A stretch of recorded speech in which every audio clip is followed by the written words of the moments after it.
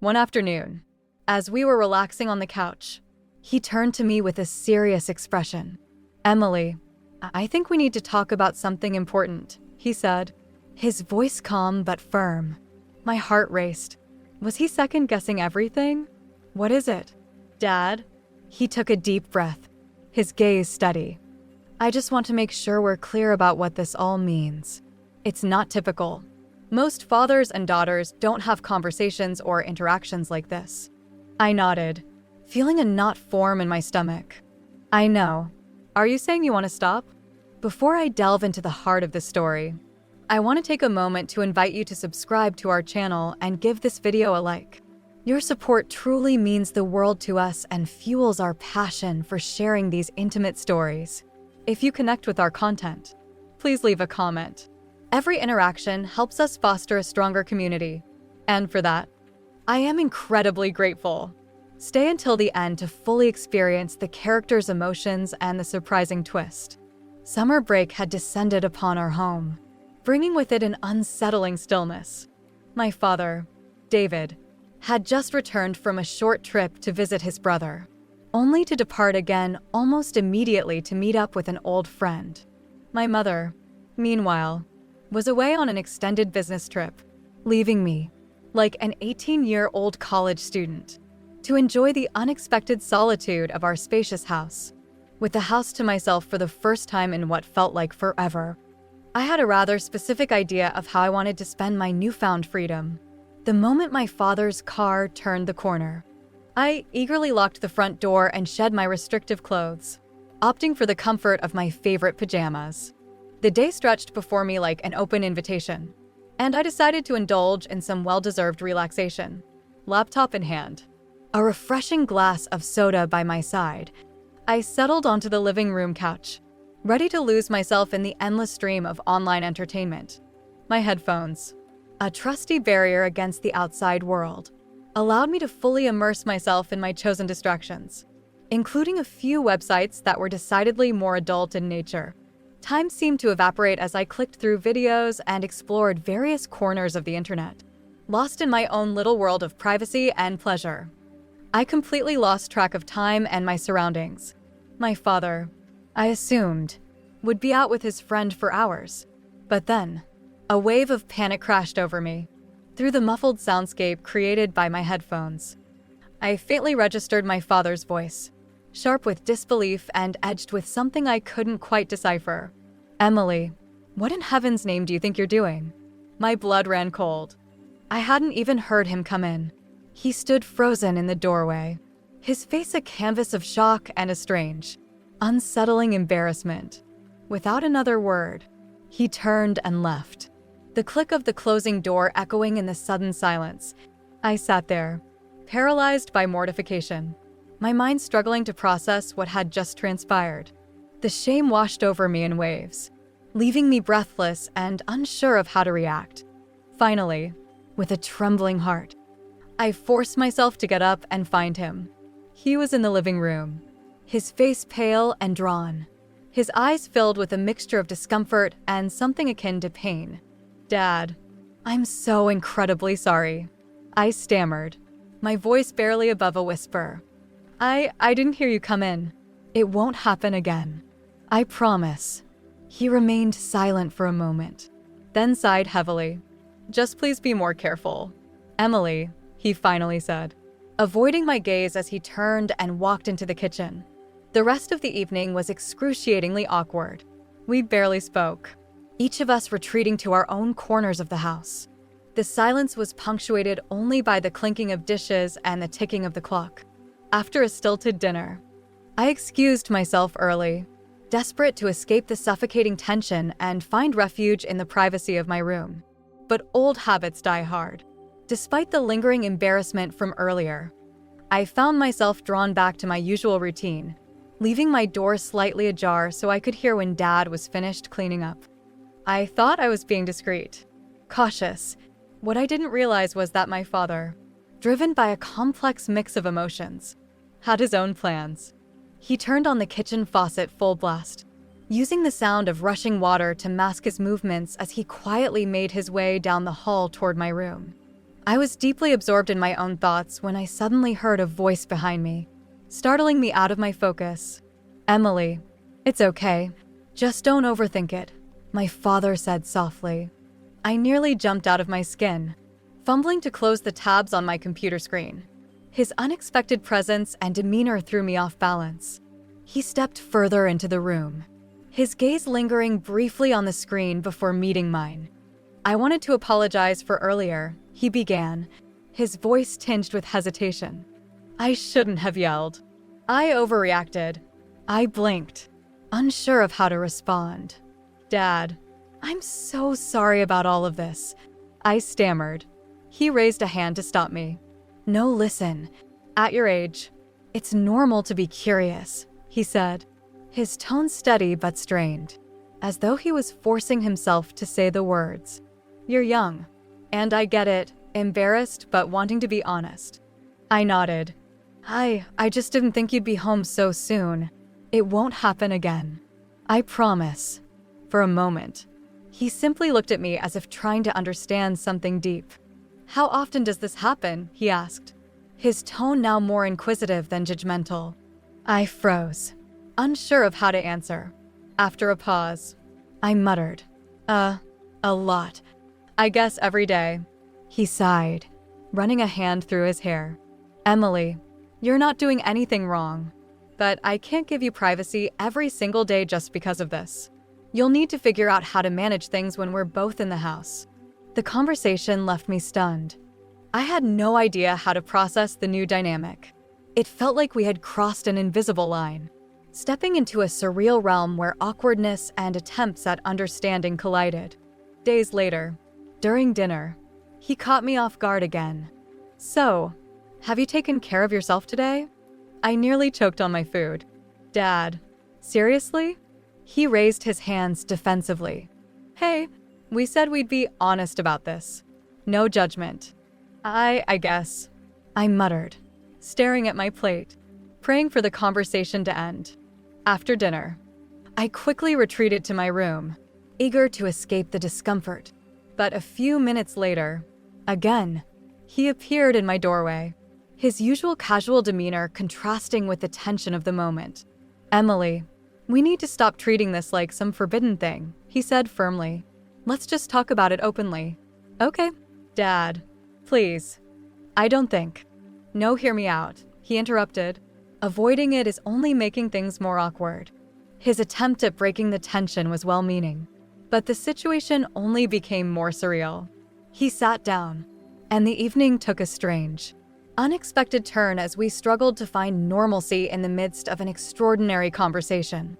The next morning, I woke up feeling as if I were trapped in a dream. The events of the previous day swirled in my mind. Had all of that really happened? Had my father really tried to address something so personal in such an unorthodox way? The situation felt absurd, yet there was an undeniable tension in the air. As I sat at my computer later that day, still trying to make sense of it all, I heard the sound of my father returning from a grocery run. His footsteps in the hallway prompted me to close my tabs and pretend to be busy with something innocuous. He peeked into my room, carrying a faint smile. "Hey, lunch will be ready soon," he said casually, as though everything was perfectly normal. I nodded, unsure of how to respond. "Okay, I'll be there in a minute." Lunch was quiet and uneventful, but there was a lingering awkwardness between us. To break the silence, I asked, "Have you heard from Mom? Any idea when she might be coming home?" A shadow crossed his face. "Her trip's been extended," he replied, his voice tinged with frustration. "I miss her." That single sentence seemed to open a crack in his usually composed demeanor, and I realized just how much he was carrying. Despite the strange new dynamic between us, there was still an underlying tension, a shared awareness that things had shifted. The afternoon passed in relative normalcy. We talked a little more than usual, managing to share a few jokes and lighthearted moments. By evening, we decided to sit down together and watch a couple of episodes of Game of Thrones. It was a small attempt at reclaiming some normalcy in our routine. Later that night, as the house fell silent, I wandered into the living room. The TV beckoned me, and I decided to unwind by watching a movie. I flipped through the options, landing on something familiar and comforting. As the screen flickered to life, I felt a strange sense of freedom, yet also a nagging awareness of the day's earlier events. The living room, once a space of shared family moments, now felt like a stage for something more complex. It was nearly midnight when I finally turned off the TV and headed to bed, my thoughts still tangled. The boundaries of our relationship had been tested, stretched in ways I didn't fully understand. And as much as I tried to push it all to the back of my mind, I knew this was only the beginning of an unspoken shift between us. I had just settled into the couch, scrolling through the movie selections when my dad emerged from his room. It was almost uncanny, as if he had some sixth sense for these things.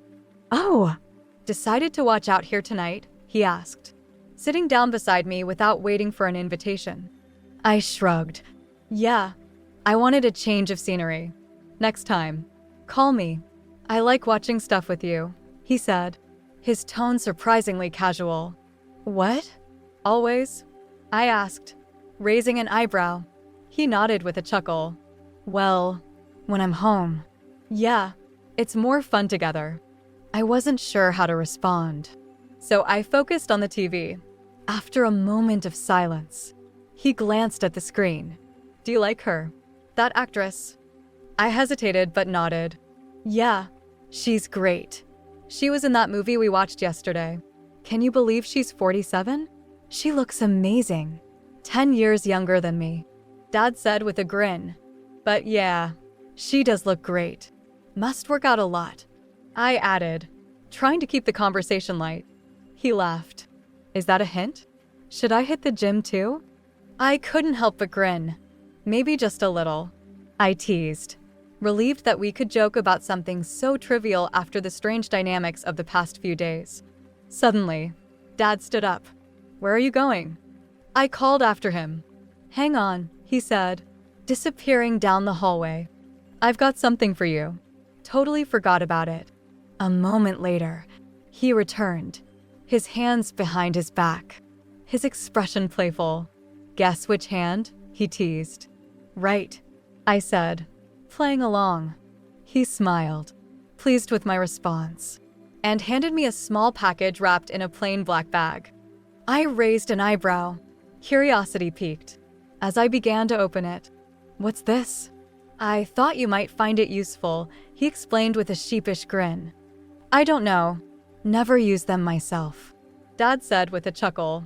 As I pulled out the gift inside the sleek black bag, I was surprised. It was a pair of high-quality headphones. I looked up at him, catching the satisfied grin on his face. "Do you like them?" "Emily." "Wow. Yeah, these are amazing." "Thank you," I managed, genuinely touched by the gesture. "Go ahead, try them on," he encouraged. I slipped them over my ears, testing their sound quality. They were fantastic, crystal clear, and immersive. As I adjusted the fit, I felt a mixture of emotions. A small part of me had been expecting something else, something more extravagant.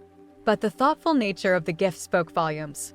It was practical yet personal, acknowledging our shared moments without pushing any boundaries.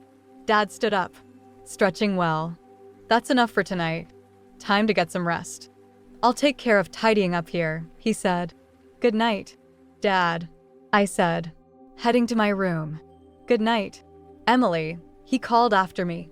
Lying in bed later that night, I stared at the ceiling, my mind racing with thoughts. It was hard to believe how quickly our relationship had shifted over the past few days. The awkwardness had given way to something else, a strange but comforting understanding. I wondered what the coming days would bring. There was a nervous excitement in the air, an unspoken question about where this new dynamic might lead. Whatever it was, I couldn't deny that our bond had changed, becoming something deeper and more complex than I had ever expected. The next morning, I woke up with a strange mix of anticipation and uncertainty. The events of the past few days had undeniably altered my relationship with Dad, leaving me unsure of how to approach this new dynamic. I made my way to the kitchen, where the smell of fresh coffee greeted me. Dad was already there, flipping pancakes on the stove. He turned with a warm smile, acting as though everything was perfectly normal. "Good morning, Emily. Sleep well?"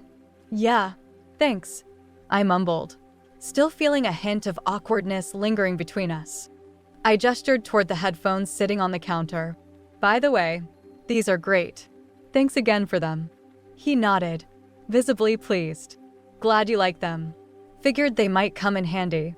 We ate breakfast mostly in silence, but it was a comfortable quiet, like the tension from the previous days had started to dissolve. As I finished my coffee, Dad cleared his throat, breaking the stillness. "Emily, I've been thinking, maybe we should set a few ground rules about how we handle things moving forward." My face warmed, but I nodded. "Okay, that's fair." He leaned back in his chair, his tone thoughtful but firm. "First, let's keep this between us. Your mom doesn't need to know about any of this." "Agreed," I replied, relieved that he felt the same way. "Second," he continued, "if you're going to use the living room to unwind, just give me a heads up. I'd rather not walk in and surprise you again." "That's fair," I said, grateful for his practical approach to what had been a deeply awkward situation.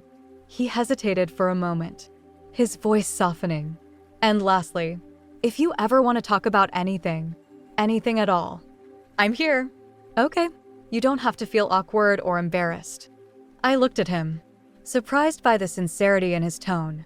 "Thanks, Dad. I appreciate that." The air between us felt lighter, as though a weight had been lifted. While I still didn't fully understand the shift in our relationship, it was clear we were both trying to find a way to move forward. "I'm here for you. No judgment." "Okay." Dad's voice carried a reassuring weight, and I nodded, feeling a wave of appreciation. Despite the lingering awkwardness of our situation, whatever adjustments we were making, his effort to be supportive and understanding didn't go unnoticed. Over the next few days, we settled into a new rhythm. I continued my usual activities, but with a newfound sense of comfort, knowing I didn't have to hide or feel ashamed. True to his word, Dad gave me the space I needed, never making me feel embarrassed about my choices. One evening, about a week later, I was in the living room watching a nature documentary on the big screen. It was one of my favorite ways to unwind, a mix of stunning visuals and engaging narration. I'd let Dad know ahead of time that I'd be using the TV, so I wasn't expecting any interruptions. To my surprise, he joined me on the couch, a glass of wine in hand. "Mind if I watch with you?" he asked casually, nodding toward the screen. "Sure, if you want," I replied, trying to appear nonchalant despite feeling a little self-conscious about sharing my private downtime. We sat in companionable silence for a while, the soothing voice of the narrator filling the room as breathtaking shots of the Serengeti unfolded on the screen. From the corner of my eye, I noticed Dad's reactions, an occasional nod of interest, a quiet chuckle at a particularly clever bit of narration, and the slow, rhythmic sipping of his wine. "That's incredible," he commented at one point, motioning toward the lioness prowling across the savannah. "Look at her. So strong and graceful." I smiled, sensing his genuine interest. "Yeah, she's amazing. It's incredible how they work together when hunting." He nodded thoughtfully. "What do you think draws you to this? The beauty? The danger?" I paused, caught off guard by the question. "I guess it's a little of both," I admitted. "There's something captivating about how raw and real it all feels. No filters, no pretenses, just life happening in its purest form." "That's a good way to put it," he said, taking another sip of his wine. "It's a good reminder, too. Sometimes we get so wrapped up in our own heads that we forget to just experience things as they are." The conversation felt natural, a stark contrast to the tension of the past week. For the first time in days, I felt like we were connecting on a deeper level, sharing thoughts and perspectives without judgment or discomfort. As the documentary continued, I found myself relaxing more, grateful for this unexpected moment of bonding. Whatever challenges the past week had brought, it felt like we were finally starting to find our way forward together. I hesitated, unsure how to answer. Well, I guess I like her confidence and, her style, I said, choosing my words carefully. Dad chuckled, sipping his wine. I can see that. You know, I used to have a lot of confidence in my style too, back when I was younger.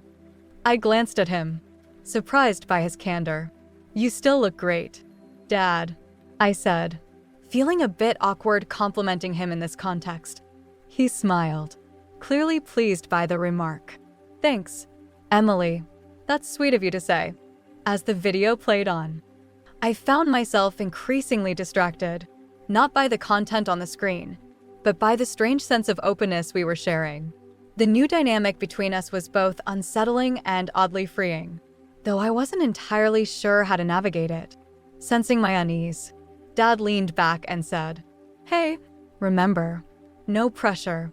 If there's ever anything you want to talk about, I'm here. His tone was reassuring, but the moment felt surreal. Thanks, Dad, I muttered, glancing at him. He nodded. Look, everyone has their own way of finding confidence and relaxing. The important thing is not to let it make you feel ashamed or self-conscious. I shifted uncomfortably on the couch, trying to process his words. This whole experience, this new understanding between us, was unlike anything I'd expected. But at the same time, it wasn't as uncomfortable as I had feared.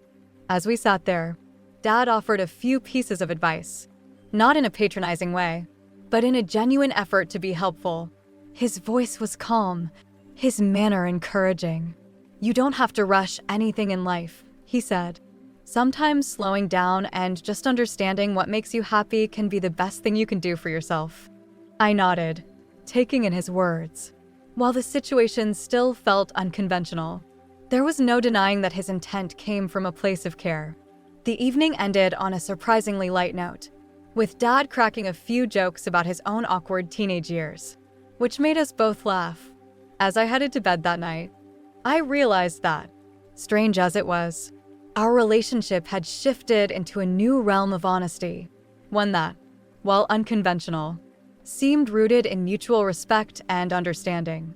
With a muffled sigh, I leaned back on the couch, feeling a sense of relief and calm after our candid conversation. Dad handed me a tissue box, a small reassuring smile on his face. Feeling better? He asked softly. I nodded, still avoiding his gaze. Yeah, thanks. He gave my shoulder a supportive pat. Good. I'm glad you're taking this time to figure things out. Now, why don't you freshen up while I start dinner? Sure, I muttered, heading toward the bathroom. My mind was spinning. The openness we were sharing felt both freeing and deeply confusing. How had our relationship shifted so dramatically in just a few weeks? And where could we possibly go from here? Over the following weeks, our unconventional dynamic continued to evolve. Dad became more involved in my daily life, offering advice and, at times, sitting down with me to discuss things I had previously kept private. His supportive presence, while unusual, provided a strange sense of comfort. One afternoon, as we were relaxing on the couch, he turned to me with a serious expression. Emily, I think we need to talk about something important, he said, his voice calm but firm. My heart raced. Was he second-guessing everything? What is it? Dad? He took a deep breath, his gaze steady. I just want to make sure we're clear about what this all means. It's not typical. Most fathers and daughters don't have conversations or interactions like this. I nodded, feeling a knot form in my stomach. I know. Are you saying you want to stop? To my surprise, he shook his head. No, that's not it. I just want to make sure you understand that while this might feel unusual, it doesn't change who we are to each other. I'm still your father, and I love you as my daughter. This is just my way of supporting you through a confusing time in your life. His words, while reassuring, left me feeling conflicted. I understand, Dad. I love you too, and I really appreciate your support. But why are you okay with this? Most parents wouldn't be. He paused, considering his response carefully. I suppose it's because I trust you, Emily, he said finally. And I know you're navigating things in your own way. I just want to be someone you can rely on. Someone who doesn't judge or make things harder for you. His answer left me with a strange sense of gratitude and clarity. Whatever challenges this new chapter brought, I knew one thing for certain: I wasn't facing them alone. It's because I remember how confusing and overwhelming these feelings can be at your age. Dad said, his voice steady and reflective. When I was your age, I didn't have anyone to guide me, and I made plenty of poor choices because of it. I want something better for you. Emily, I want you to feel comfortable with who you are and to understand yourself without feeling shame or secrecy. His honesty struck a chord. I looked at him, feeling a surge of gratitude. Thanks, Dad. That means a lot to me. He smiled warmly and pulled me into a brief and supportive hug. You're welcome, sweetheart. Now, how about we watch something a little lighter tonight? I heard there's a new nature documentary on Netflix. Relieved by the shift in tone, I nodded eagerly. That sounds perfect. As we settled onto the couch and started the documentary, I couldn't help but feel a deep appreciation for my father. Despite the unconventional nature of our recent conversations, his motivations were clear. They came from a place of care and a genuine desire to support me in a way he never experienced himself. The weeks passed quickly, and before I knew it, it was nearly time for Mom to return from her business trip. Dad and I both understood that the unique openness we had shared would likely need to change once she was back. The night before her return, Dad knocked on my bedroom door. Emily, can we talk for a minute? I nodded, setting aside the book I had been reading. Sure, Dad. What's up? He sat on the edge of my bed, his expression serious but kind. Your mom comes home tomorrow, and things will probably go back to normal. I just wanted to check in with you and see how you're feeling about everything. I paused, considering his question carefully. The past few weeks had been transformative in many ways. Challenging, yes, but also strangely liberating. I'm okay, Dad, I said softly. I mean, I'll miss how open we've been with each other, but I understand that things need to shift with Mom coming back. He nodded, a look of relief crossing his face. I'm glad you understand. Emily, I want you to know how proud I am of you. Over the past few weeks, I've seen you grow and mature so much.